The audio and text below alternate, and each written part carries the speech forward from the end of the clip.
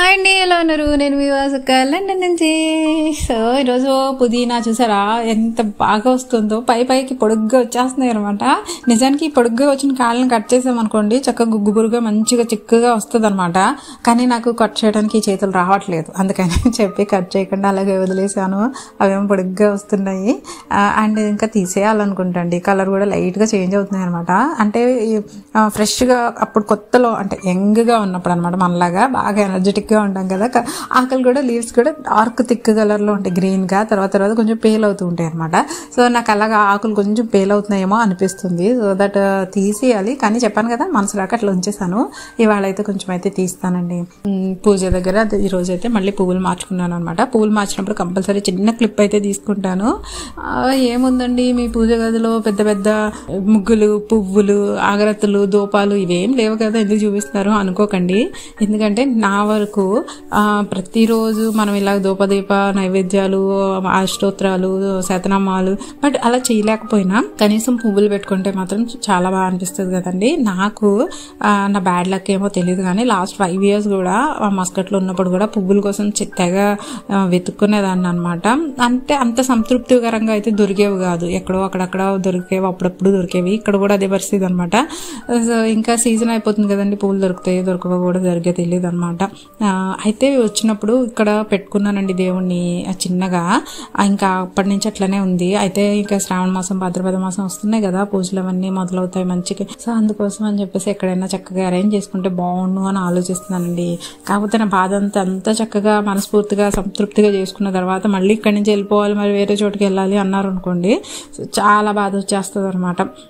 So అదొకటి ఆలోచిస్తాను. So చూడాలి, దేవుడి దయ వల్ల ఎక్కడైనా మంచిగా సెట్ అయితే నిజంగా అండి అది అలా కంప్లీట్ చేసుకోగలిగితే మాత్రం బాగా సాటిస్ఫాక్షన్ అనిపిస్తుంది మనసుకి అయితే మాత్రం.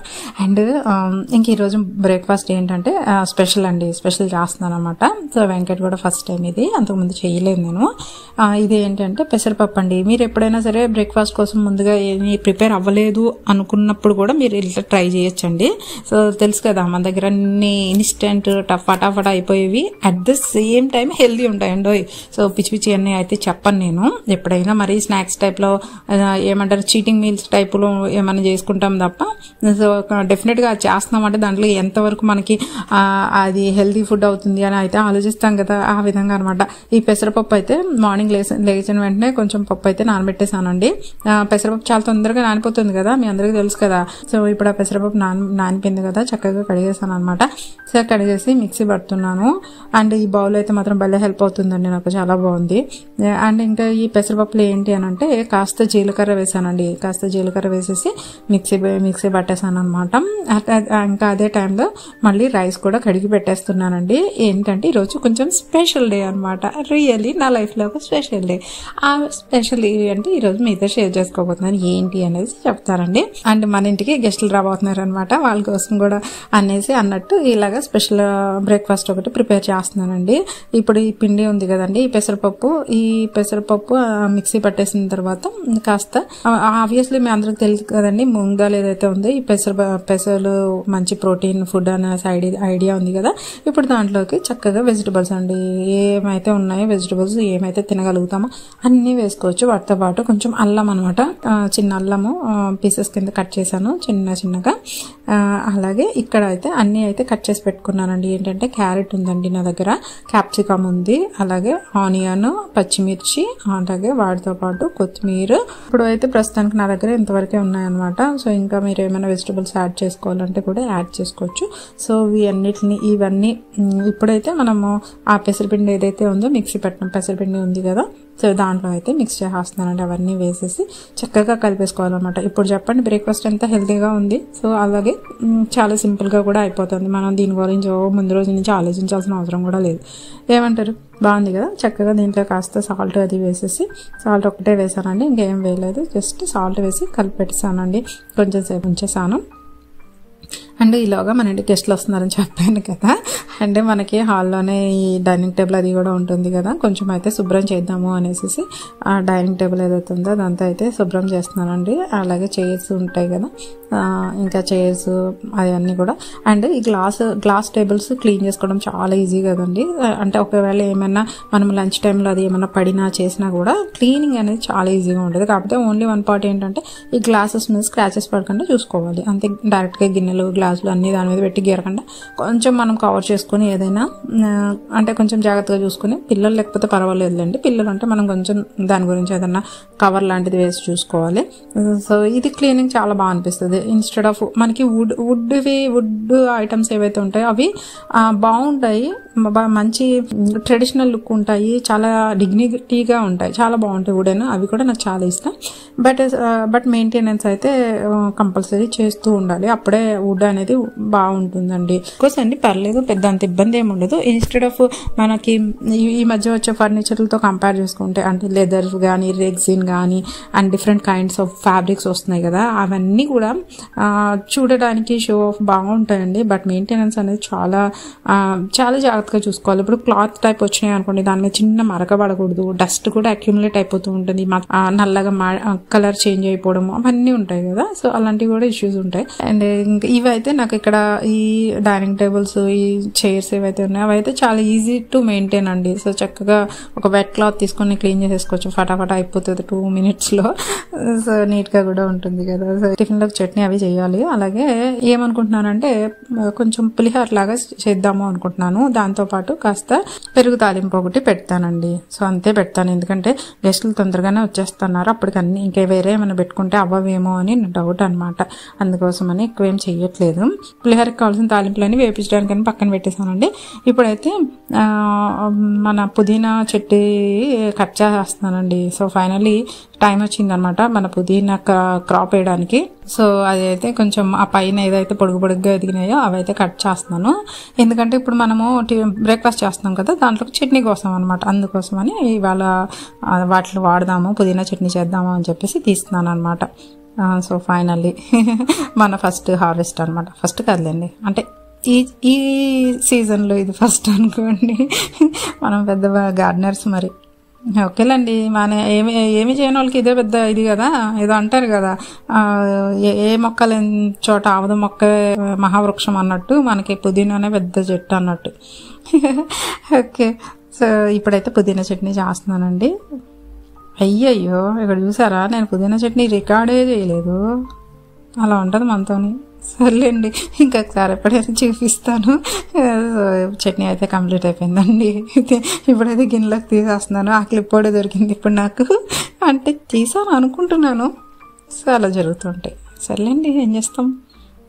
మీరు కూడా నేను ఏదో పెద్ద రాజమౌళి టైపు వీడియోగ్రాఫర్ని అయితే అనుకోవట్లేదు కదా, అన్నీ కరెక్ట్గా ఎగ్జాక్ట్గా వీడియో తీసి పెట్టడానికి కదండి. పర్ఫెక్షన్ కూడా సమ్టైమ్స్ ఓకే, కన్సిడరబుల్. అలా ఉంటేనే లైఫ్. అంత పర్ఫెక్ట్గా జరిగితే లైఫ్ ఎందుకు అవుతుంది చెప్పండి, ఇలాగనమాట.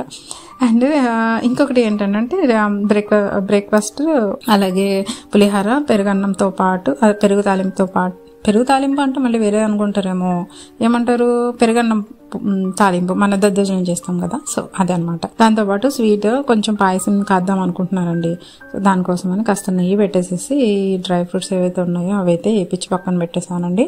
ఇలాగే వెమసల్లి ఉంటుంది కదా, మన ఏమంటున్నది సేమియా. ఎస్, సేమియా. సో సేమియాలు వేసేసి చక్కగా వేపించేసి ఏమండి పాయసం కూడా ఎలా చేస్తున్నాను ఏంటో చెప్పాలి ఏంటండి, మీకు తెలుసు కదా.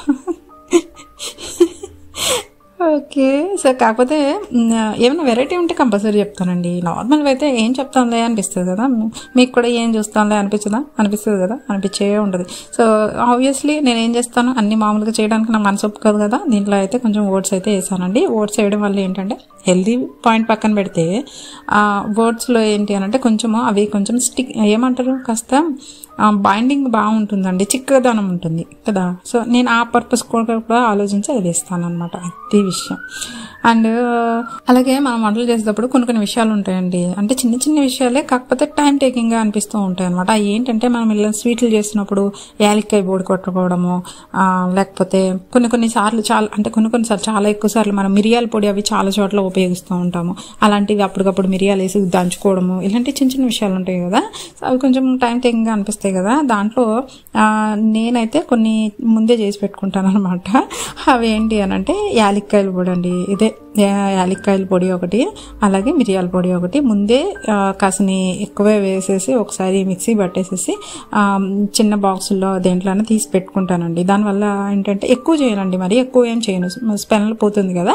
సో కొంచెం చేస్తాను అనమాట. ఇప్పుడు చూసారు కదా, నేను మహా అయితే ఒక 10-15 ఉంటాయేమో యాలక్కాయలు. మిరియాల పొడి కూడా నేను ఎక్కువ బాగానే వాడుతూ ఉంటాను అనమాట అన్నింటిలోకి. ఈవెన్ టీలో కూడా వేసేస్తానండి మిరియాల పొడి, ఒక చిటికెడు వేసేస్తూ ఉంటాను అనమాట.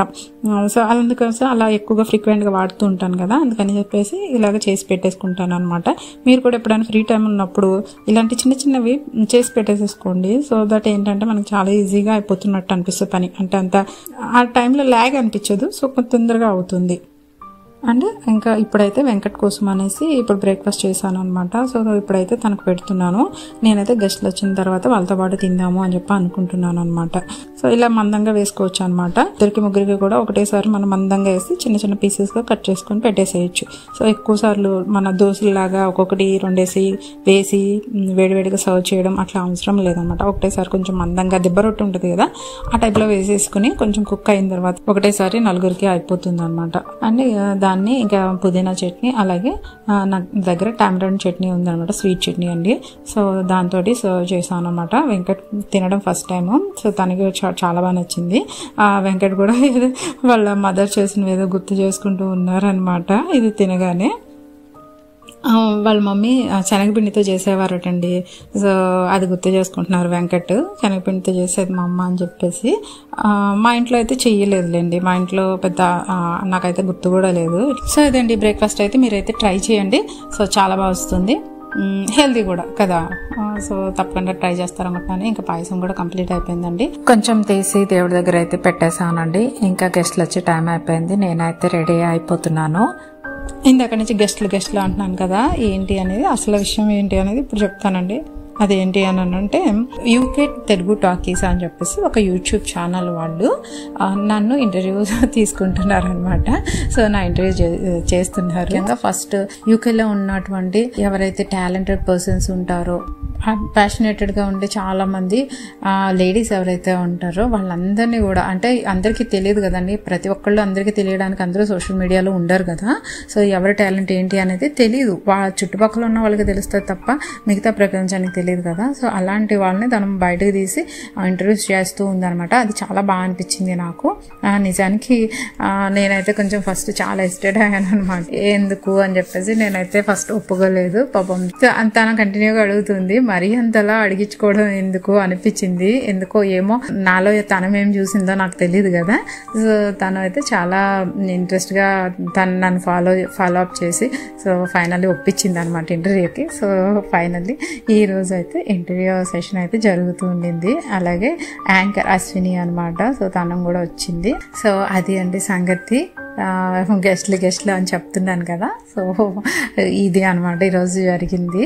ఈరోజు నా లైఫ్ లో జరిగిన ఒక చిన్న మైల్ రాయి. నేను ఇందాక చెప్పినట్టు ప్రతి ఒక్కళ్ళు సెలబ్రిటీ అవ్వాల్సిన అవసరం లేదు కదండి. ఎవరి లైఫ్ కి వాళ్ళే సెలబ్రిటీస్ కదండి. అంటే నలుగురికి తెలిస్తేనే మనం గొప్పవాళ్ళము, లేకపోతే మనం గొప్పవాళ్ళం కాదు అని కాదు కదా. అంతే కదండి. మన లైఫ్ లో మనమే రాజులమే, మనమే రాణి కింద ఉంటాము, మనమే మంత్రి కింద ఉంటాము, మనమే పాలేరు కింద ఉంటాము. అలాంటి లైఫ్ లో మనం చేసిన చిన్న స్ట్రగుల్స్, అంటే మేబీ అది చూడడానికి బయట వాళ్ళకి చిన్నగా అనిపించవచ్చు, కానీ అదే మనకి పెద్ద విషయం కదండి. అదే మనకి అదొక యుద్ధం అనమాట. సో మన లైఫ్ తో మనం చేసేవే పెద్ద యుద్ధాలు, అంతే కదా. సో ఆ విధంగా ఈ రోజు నా లైఫ్ లో ఒక మైల్ స్టోన్ అని చెప్పుకోవచ్చు. నిజానికి ఏం సాధించాము ఏంటి అనే దానికంటే కూడా మనల్ని ఒకళ్ళు గుర్తించారు, సో మన అభిప్రాయాలకి విలువిస్తున్నారు అనేది ఒక గొప్ప విషయం కదా. సో నేనైతే అలాగే ఫీల్ అవుతానండి. ఇంకా ఇంటర్వ్యూ లైవ్ లో రావడానికి టైం అయితే పడుతుంది అనమాట. మళ్ళీ మీ అందరితో షేర్ చేసుకుంటాను. సో వాళ్ళు ఏం క్వశ్చన్స్ అడిగారు, నేనేం సమాధానాలు చెప్పాను అనేది తప్పకుండా మీరైతే ఆ వీడియో చూసే తెలుసుకోవాలి. ఇక ఈ ప్రాసెస్ అయితే మాత్రం చాలా టైం పట్టేసిందండి. ఈ విధంగా నేను యూకే వచ్చిన తర్వాత సెలబ్రిటీ అయిపోయాను అనమాట. సో ఇంకా మంచి వీడియోతో మళ్ళీ కలుస్తానండి. Take care, bye bye.